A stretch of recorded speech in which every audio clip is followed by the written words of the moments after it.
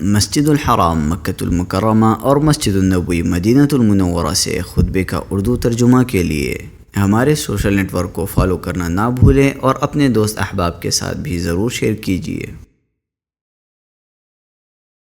خطبہ جمعہ مسجد النبوی، تاریخ 14 صفر 1447 ہجری مطابق 8 اگست 2025 عیسوی۔ موضوع آسودگی اور امن و امان کی نعمت۔ خطیب حضرت الشیخ عبدالباری الثویتی حفظہ اللہ، ترجمہ انیس الرحمن نظام الدین۔ تمام تعریف اللہ کے لیے ہے، ہر بھلائی، نوازش اور ہدایت اسی کے فضل سے ہے۔ میں اس پاک ذات کی حمد بیان کرتا ہوں اور اس کا شکر بجا لاتا ہوں۔ جو بھی نعمت ہمارے پاس ہے وہ اسی کی جانب سے ہے، اور میں گواہی دیتا ہوں کہ ایک اللہ کے سوا کوئی معبود برحق نہیں، اس کا کوئی شریک نہیں۔ اس نے ہمیں پیدا کیا، روزی دی اور ہدایت دی، ہماری توفیق اسی سے ہے۔ اور میں گواہی دیتا ہوں کہ محمد اس کے بندے اور رسول ہیں۔ اللہ نے انہیں بشارت دینے والا اور وعید سنانے والا بنا کر بھیجا۔ آپ اللہ کی طرف سے دنیا والوں کے لیے رحمت ہیں۔ اللہ آپ پر درود و سلام نازل کرے اور آپ کے آل و اصحاب پر، جنہوں نے اللہ کے ساتھ کیے گئے اپنے عہد و پیمان کو سچ کر دیا تو اللہ تعالیٰ کی طرف سے خوشنودی اور قبولیت سے سرفراز ہوئے۔ اما بعد، یقیناً سب سے سچی، سب سے زیادہ اثر انگیز اور سب سے پاکیزہ نفع پہنچانے والی نصیحت تقویٰ کی نصیحت ہے، جس کی میں خود کو اور آپ سب کو نصیحت کرتا ہوں۔ اے ایمان والو، اللہ سے کم حق ڈرو اور دیکھو مرتے دم تک مسلمان ہی رہنا۔ قصار سور یعنی چھوٹی صورتوں کے قلب میں سورہ قریش اپنے جاویدہ ندائے حق اور روح پر اپنے گہرے اثر کے ساتھ ہم پر نور بکھیرتی ہے۔ چند ہی کلمات ہے، مگر وہ روح کو زندگی بخشتے ہیں اور ہمارے اندر شکر اور حیا کے جذبات بیدار کرتے ہیں۔ قریش کو مانوس کرنے کے لیے، یعنی انہیں جاڑے اور گرمی کے سفر سے مانوس کرنے کے لیے، اس کے شکریہ میں بس انہیں چاہیے کہ اسی گھر کے رب کی عبادت کرتے رہیں جس نے انہیں بھوک میں کھانا دیا اور خوف سے امن و امان دیا۔ یہ آیت دل کو الہام کرتی ہے اور اس کی بصیرت کو دو عظیم معنوں پر کھولتی ہے: بھوک کے بعد کھانے کا رزق اور خوف کے بعد امن کا عطیہ۔ یہ دونوں بلا شبہ باعزت زندگی کے دو بنیادی ستون ہیں۔ جو شخص ان دونوں کو پالے، گویا اس نے دنیا کی دو ایسی نعمتیں حاصل کر لی جن کی کوئی قیمت نہیں لگائی جا سکتی۔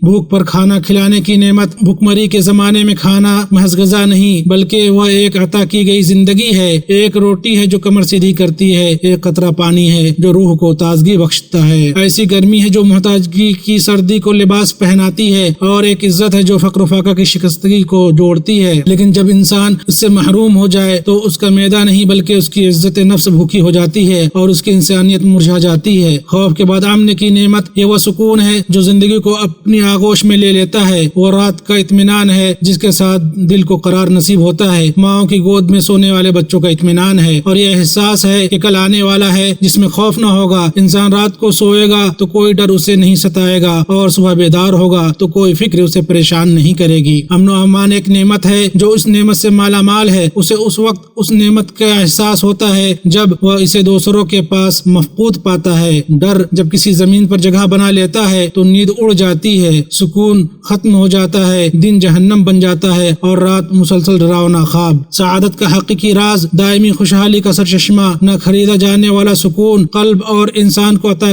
کی گئی عظیم ترین نعمت وہ نعمت ہے جس کی طرف نبی کریم صلی اللہ علیہ وسلم نے اپنے اس بلیغ قول میں اشارہ فرمایا: تم میں سے جو اپنی رہائش میں امن و امان اور جسمانی عافیت کے ساتھ صبح کرے اور اس کے پاس اس دن کی خوراک ہو تو گویا اس کے لیے دنیا سمیٹ دی گئی۔ تین نعمتیں ایسی ہیں کہ جب وہ انسان کے لیے اکٹھا ہو جاتی ہے تو اسے شکایت سے بے نیاز کر دیتی ہے اور اسے ان چیزوں کے لیے ترسنے و للچانے سے بچا لیتی ہے جو لوگوں کے ہاتھوں میں ہے: امن و امان جس سے اس کے دل کو سکون ملے، صحت مندی جو اسے زندگی پر مدد کرے، اور خوراک جو اس کی ضرورت پوری کرے۔ بس انہیں چاہیے کہ اسی گھر کے رب کی عبادت کرتے رہیں جس نے انہیں بھوک میں کھانا دیا اور ڈر اور خوف میں امن و امان۔ اس آیت کے اندر اس بات پر پرعزم دعوت ہے کہ عبادت اور تواضع کے ساتھ اس ذات کی طرف متوجہ ہوا جائے جس کے ہاتھ میں ہر چیز ہے، صرف ایک اللہ کی طرف متوجہ ہوا جائے جس کے خزانوں سے ہی نعمتیں آتی ہے اور جس کی رحمت سے ہی ڈر دور ہوتا ہے۔ جس نے قریش کو بھوک کے بعد کھلایا اور ہر طرف سے ان تک روزی پہنچائی وہ اللہ ہی ہے، اور اسی نے انہیں ڈر کے بعد امن عطا کیا دیا اور ان کے لیے امن و امان اور استحکام کے اسباب مہیا کیے اور بیت اللہ الحرام کی حرمت سے انہیں محفوظ کر دیا۔ یہ نعمتیں نہ ان کی طاقت کا نتیجہ تھی اور نہ ان کی تدبیر کا ثمرہ، بلکہ اللہ کی طرف سے خالص فضل و احسان اور نعمت تھی جو حمد و شکر کا تقاضا کرتی ہیں۔ اسلام سے پہلے جزیرہ عرب بھیانک غربت اور دائمی ڈر میں جی رہا تھا۔ ضرورتیں ان کی زندگی کو الٹ پلٹ کرتی رہتی تھی، حملے ان کا محاصرہ کیے رہتے تھے اور لڑائیاں انہیں دہشت زدہ کیے رہتی تھی۔ جب اسلام آیا تو ان کے حالات انتشار سے اتحاد میں بدل گئے، بھوک و تنگی سے فراوانی اور خوف سے امن و امان میں بدل گئے، اور بھولا ہوا جزیرہ ایسی امت میں تبدیل ہو گیا جس نے وہ تہذیب قائم کی جس کی کرن مشرق و مغرب میں پھیل گئی۔ یہ تبدیلی صرف اللہ کے اس فضل و احسان، ہدایت اور نعمت کی بدولت تھی جو ان پر اس طرح نازل ہوئی کہ اس کا انہیں گمان بھی نہیں تھا۔ یہیں سے اس سورہ کا یہ کھلا پیغام ہے کہ تم اس گھر کے رب کی عبادت کرو، کیونکہ وہی اکیلا ہے جس نے کھلایا، امن دیا، عزت بخشی اور ہدایت دی، جس پر اللہ تعالیٰ نے انعام کیا، بھوک سے جسے کھلایا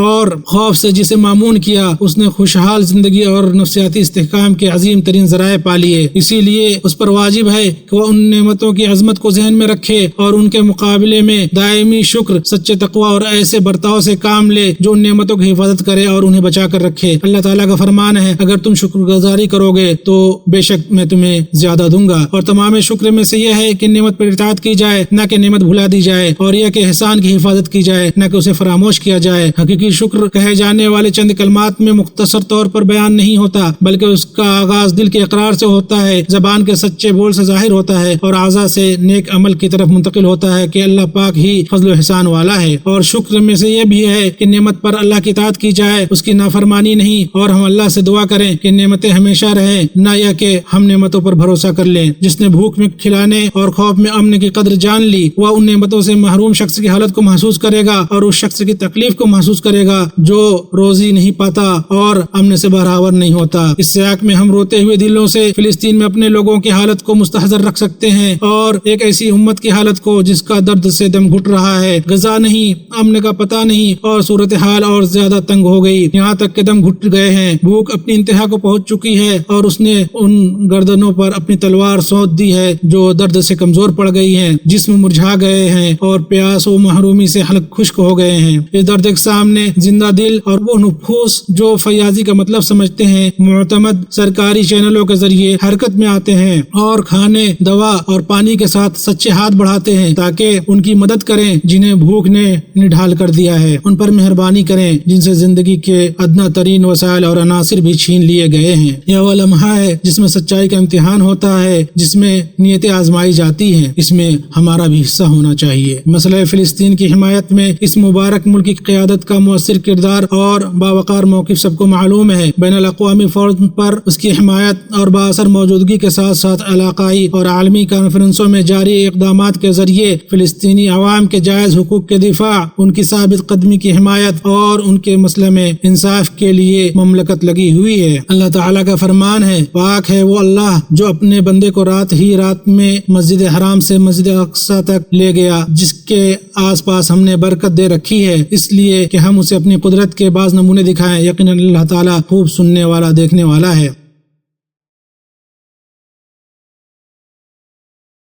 تمام تعریف اللہ کے لیے ہے جس کے سوا کوئی پناہ گاہ نہیں اور جس کی قضا سے کوئی مفر نہیں بجز اس کے کہ اس کی رحمت ہو اور اسی کی طرف رجوع کیا جائے۔ میں اس پاک ذات کی حمد بیان کرتا ہوں اور اس کا شکر ادا کرتا ہوں ان نعمتوں پر جو اعداد و شمار سے باہر ہیں، جو اسی کی طرف سے ہیں اور اسی کی جانب انہیں لوٹنا ہے۔ میں گواہی دیتا ہوں کہ اللہ کے سوا کوئی معبود برحق نہیں، اس کا کوئی شریک نہیں۔ اس نے اپنی قدرت سے آسمان کو بلند کیا، تمام مخلوق اس کے آگے سرنگوں ہے اور چاہیں یا نہ چاہیں اسی کی طرف لوٹنے والے ہیں۔ اور میں گواہی دیتا ہوں کہ محمد اللہ کے بندے اور رسول ہیں جنہوں نے رسالت پہنچا دی، امانت ادا کر دی، مخلوق کو اللہ کی توحید، اس کو مضبوطی سے تھامنے، اس پر توکل کرنے اور اسی کی طرف لوٹنے کی دعوت دی۔ اللہ رحمت نازل فرمائے آپ پر، آپ کی آل پر اور آپ کے صحابہ پر جنہوں نے سماعت کے ساتھ آپ سے بیعت کی یہاں تک کہ آپ سے جا ملے اور آپ کی راہ پر کاربند رہے اور اسی کی طرف دعوت دی۔ اما بعد، میں آپ کو اور خود کو اللہ کے تقوی کی وصیت کرتا ہوں کیونکہ یہی سفر کا آزاد راہ ہے اور دنیا و آخرت میں کامیابی کی کنجی ہے۔ دعا ایسا دروازہ ہے جو کبھی بند نہیں ہوتا، سچی نیت ایسا عمل ہے جو ضائع نہیں ہوتا اور اچھی بات کا اثر وسیع ہوتا ہے۔ اہل غزہ اور فلسطین کی حالت کو یاد دلانا ضمیر کو زندہ کرنا ہے، اور ہر شخص اپنی استطاعت کے مطابق حصہ ڈال سکتا ہے۔ جس نے کسی